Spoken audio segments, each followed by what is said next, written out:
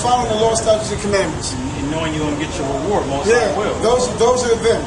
But to sum it up, that what sums it up is me being around here, being over here with brethren. Right. When I'm able to be with my brethren, that's you know, that's the scripture say, man. It's good. Yeah, I got it. You got it already? I know what you're saying. Go together in unity.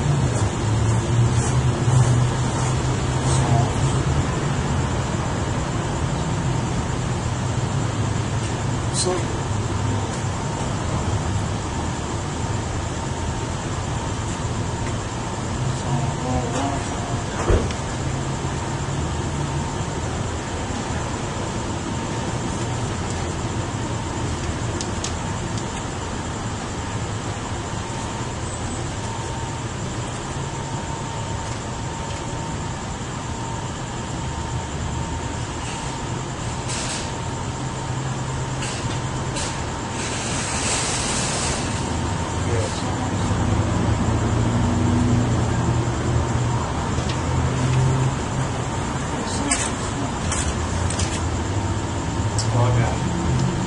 Psalms chapter 1,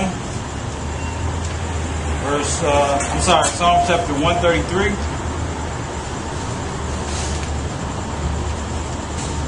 verse 1. Behold, how good and how pleasant it is for brethren to dwell together in unity. See? So that's another one also. Yeah. You know? We enjoy that, man. You know, we enjoy it, man. To have somebody else of Israel that knows what you know, and they talk as you talk, they speak as you speak. You know what I'm saying? And when I say know what you know, I mean you guys are all one accord when it comes to the scriptures. You know what I'm saying? Right.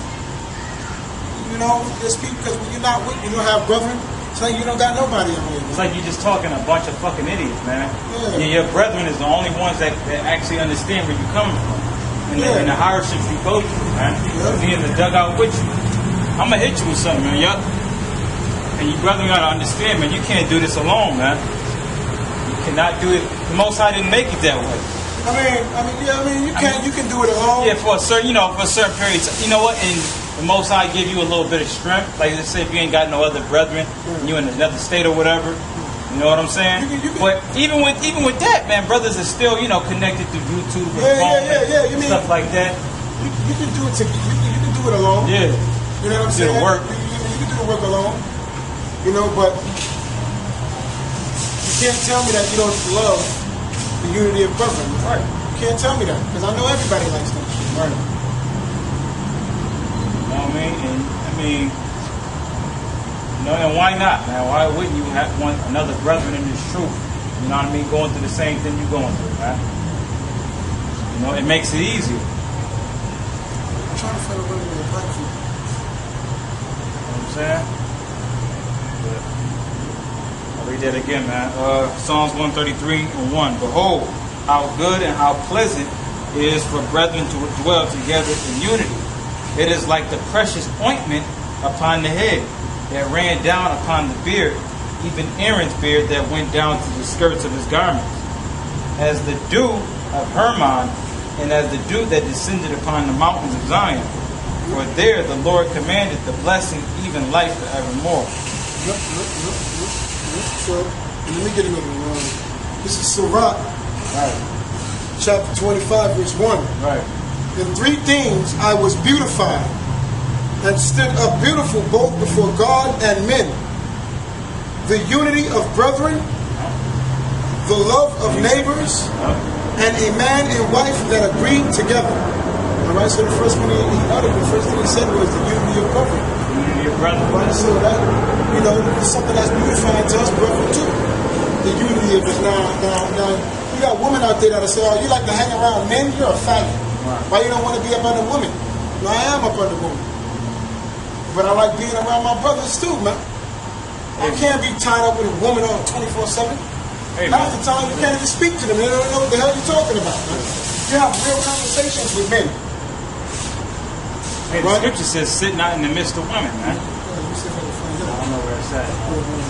The scripture says, sit not in the midst of women, man. Meaning, you're not really supposed to be laying up under your woman all the damn time, man. You know why? Because after a certain amount of time, man, that spirit you know what I mean, that little cuddling spirit or whatever, it ends up detouring you from, right? Exactly. Feminine, man. Oh, the Most High doesn't want that, man. Yeah, man, you can't do that. You're supposed to limit the time you're supposed to be around your woman, man.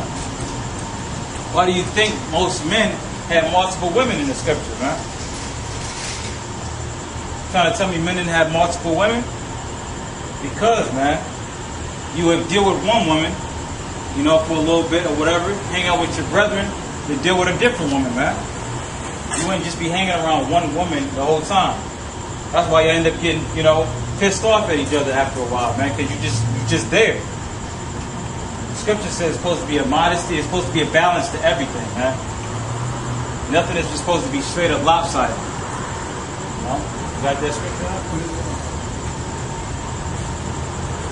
I think it's Sirach 34, man. Yeah. So, I read this one.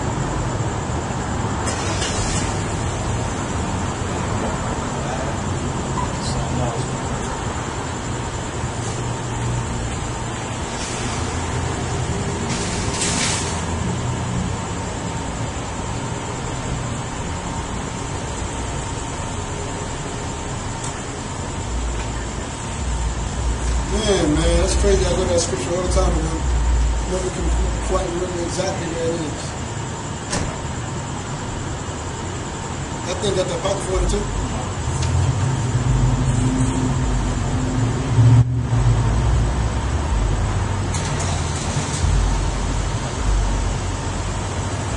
No, but yeah, man, so you got a limited time you spend around your woman, man. You know, your second woman, that's what I'm going to say. Reason being, man, because it's supposed to be your first woman. Hey, man, in the Proverbs it says, who can find a virtuous woman, man? Notice it asks as a question. Like, who can find a virtuous woman, man? In this day and age, you can't find no virtuous woman. Truthfully, on another level, that virtuous woman is talking about the scriptures, man. You get what I'm saying? It's the knowledge, the wisdom, and understanding, man. That's the virtuous. Because, you know, a virtuous woman basically going to do whatever she's supposed to be doing, man. If she's virtuous, she's going to follow the virtuous.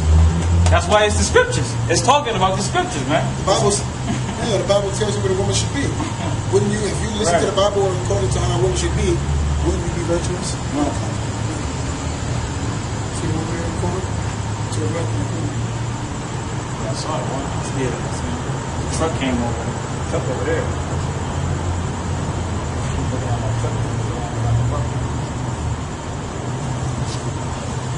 Yeah, Salaki is where, you know, you got the boys over here, man. You just got to keep your head on the swivel, man.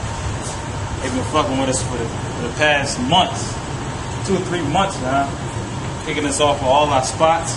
It's all cool though. There really ain't no spots out this month. No. All in Arizona, it's a barren wasteland. Well, we're going to switch gears a little bit, man. If the brother find it, you know, bring it out. Bring out a song. Psalms chapter 10, verse 1. It says, why standest thou afar off, O Lord? Why hidest thou thyself in times of trouble? You know? So, this is David right here asking, man, the Most High, why are you standing far off? Why ain't you doing nothing, man? All right, go ahead. Sirach chapter 9, verse 9. Mm-hmm. Sit not at all with another man's wife, nor sit down with her in thine arms, and spend not thy money with her. Well, this is talking about his wife, but I got to sit down in the midst of women. That's not in Timothy. I'm about to find it now, though. Alright. So, I'll read this again. Psalms 10 and 1. Why standest thou afar off, O Lord? Why hidest thou thyself in times of trouble? And that's basically what's going on right now, man. Because we in times of trouble, man. Time of Jacob's trouble. You know what I'm saying? It's the time of Jacob's trouble. But, you know, it's kind of like, you know, damn, man, when is the Most High going to destroy this place, man? You know, what's going on? Like what Habakkuk said, man. Hold on, let me get that.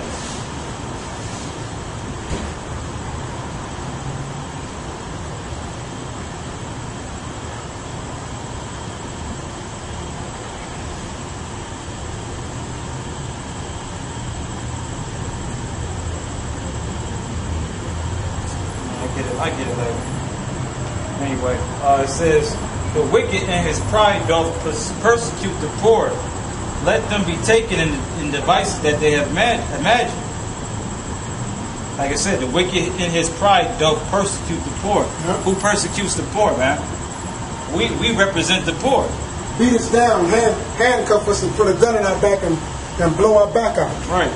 We're the poor. It tells you that in Revelation, the 2nd chapter, man. You know, it says, I know thy poverty and thy tribulation, man. You know, so we're counted as the poor. You know, and it says the wicked in his pride they'll persecute the poor. And how does he do that, man? With famine, you know, through these wicked ass laws. You know what I'm saying? Just to try to be a true, you know, righteous man or just man in this kingdom, man. You can't even do it, man. Why do you think the scripture says that the good man has perished out of the earth?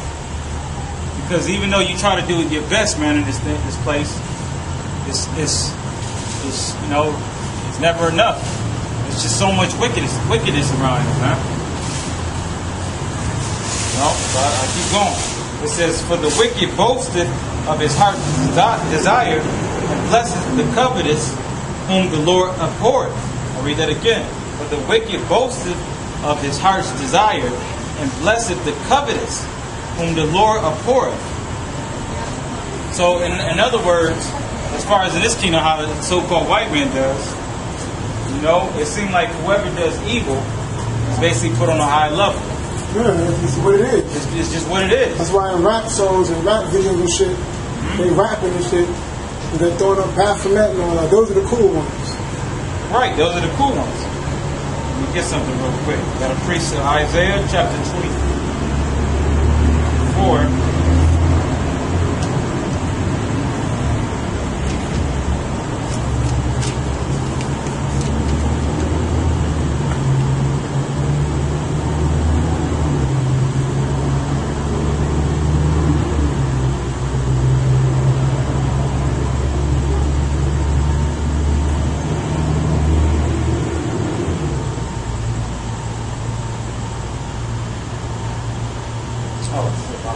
Isaiah 1.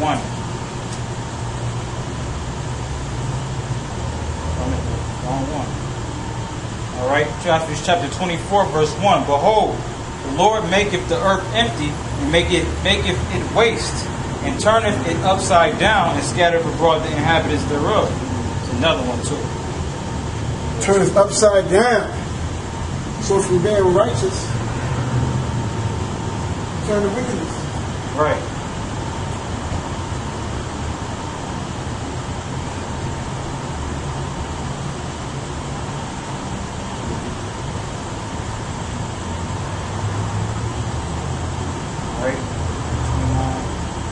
Isaiah chapter 29, verse 16. It says, surely your turning of things upside down shall be esteemed as the potter's clay. For shall the work say of him that made it, he made me not. It's basically, and that's twofold, but basically it's talking also about the white man making everything turn upside down, man. Right is wrong, wrong is right. You know? So basically right here, it says right here, for the wicked boasts of his heart's desire, and blesseth the covetous, whom the Lord abhorreth. So everything the Lord hates in his kingdom, basically the more you're put on high by the so-called white man. That's why you always got all these fucking faggots. Got all these damn TV shows, you know what I mean? You know, they having gay parades. Everything the Most High hates, man. Everybody's a damn faggot. What they just made, what's his name? What's that comedian, man? They made him apologize now. I forgot to do a faggot. Yeah, he's a faggot him damn self. But Tracy Morgan. Yeah, Tracy Morgan, because he had a comedy act or whatever, and he was going in on faggots. And then the whole faggot gay community came down on him. But if they talk about niggas, though, yeah. If you get a coon to come up there and talk about a nigga, it's cool. Yeah, niggas, we like to drink our milk like this. Stupid shit.